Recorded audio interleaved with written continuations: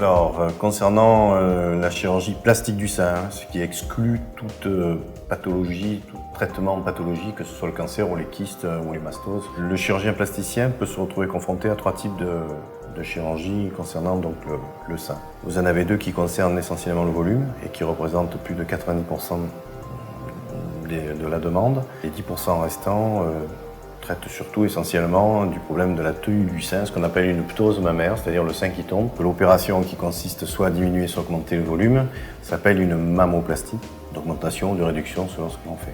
On a soit des patients très jeunes qui peuvent nous consulter vers l'âge de 17 ou 18 ans parce qu'elles sont gênées d'un point de vue esthétique, elles ont des complexes dans les relations avec les autres ou des problèmes pour s'habiller par exemple ou pour la pratique du sport lorsqu'elles ont des seins trop volumineux.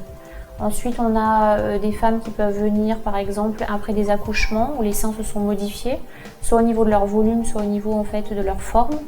Et on a également des femmes qui peuvent venir beaucoup plus tard lorsqu'elles ont fini d'élever leurs enfants et qu'elles recommencent à s'intéresser à elles-mêmes. Souvent, la plainte esthétique est mêlée aussi à la plainte fonctionnelle. Ça, c'est vrai surtout dans les problèmes donc, de réduction mammaire où elles ont un volume mammaire trop important.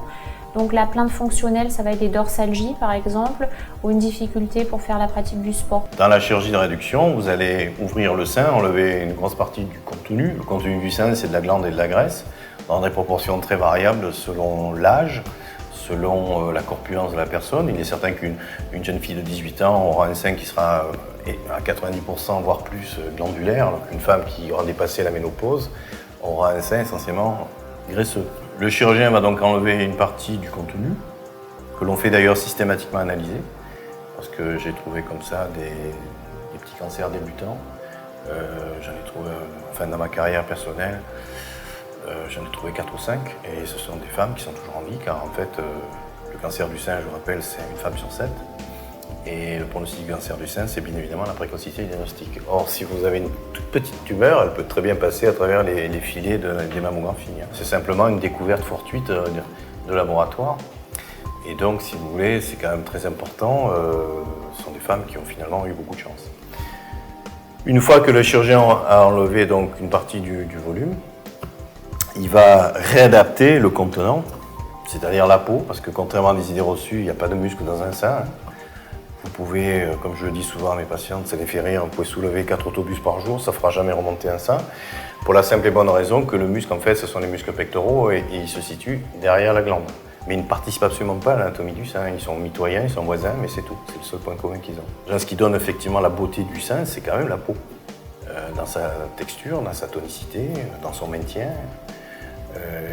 Donc tout ça fait que le chirurgien va donc réadapter l'étui cutané en enlevant ce qui est en trop, puisqu'évidemment on va faire un sein plus petit. D'où la formation de cicatrices qui sont d'autant plus longues que le sein de départ est plus gros, bien évidemment. Donc dans ce cabinet, j'ai subi une réduction mammaire. J'ai été opérée il y a 5 mois par le docteur Bartholin, car je souffrais d'une hypertrophie mammaire. Je suis venue la voir car j'étais vraiment très mal dans ma peau. Je ne me supportais plus. Quand je me regardais, je me mettais à pleurer. J'avais très mal au dos.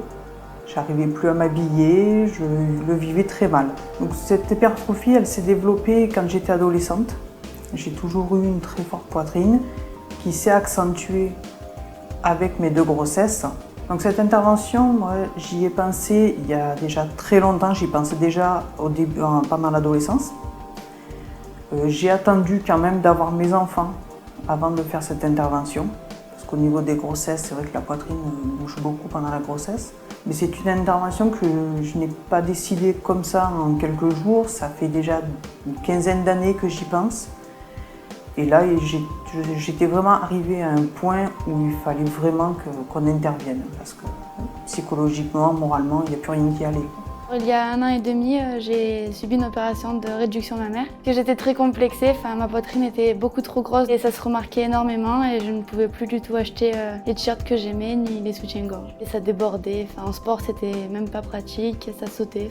Je me sentais pas bien puis en fait ça a trop gonflé d'un coup et je pouvais plus le vivre. Depuis l'adolescence, donc j'ai une très forte poitrine, donc ça fait des années maintenant, quelques années que souffre, on va dire, de douleurs de dos, d'une grosse poitrine. Et j'ai attendu d'avoir un enfant déjà, de faire ma vie d'adulte. Et une fois que j'ai eu mon enfant, donc c'est vrai que j'avais toujours la même grosse poitrine, mais très distendue. Ne plus pouvoir faire de sport, des difficultés à s'habiller, donc à trouver des sous-vêtements corrects, on va dire. Les maux de dos, plein de petites choses en fait. D'abord, les femmes, elles se sont beaucoup renseignées en général. Ce qui m'a frappé par rapport à des années en arrière, c'est que là, on sent qu'il y a quand même une information qui est... Les femmes vont sur Internet, elles regardent, elles vont sur des forums, elles échangent des idées. Donc on a quand même affaire à des gens qui sont quand même, on va dire, dégrossis et qui connaissent bien la pathologie, les problèmes. J'ai recherché pas mal d'informations sur Internet pour me rassurer. C'est quand même une opération qui est quelque chose de définitif, on va dire. Donc je me suis beaucoup renseignée, j'ai regardé beaucoup les forums. Et ensuite, j'ai eu un avis d'une collègue de travail qui s'était fait opérer. Et donc j'ai téléphoné pour avoir un rendez-vous et pour avoir encore plus de renseignements pour confirmer ce que j'avais déjà vu sur Internet.